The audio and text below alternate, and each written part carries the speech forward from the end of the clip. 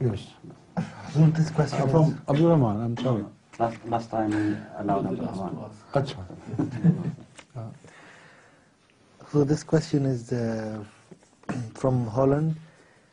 سؤالي إلى أمير المؤمنين لماذا يكفر الشيعة الخلفاء الأربعة من أهل السنة؟ Ask them. I don't see any reason why they should do it. Hazrat Ali accepted them. Why shouldn't the Shias of today? I've seen no reason, no sensible reason at all. So ask Shias and let me know why, what they say. If they accept this, that Hazrat Ali did do bad on the first three caliphs, then the problem is finished.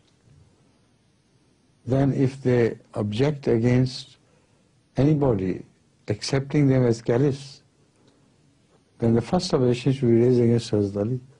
You see? And they have to accept it, because this is exactly what both the Shias and the Sunnis believe.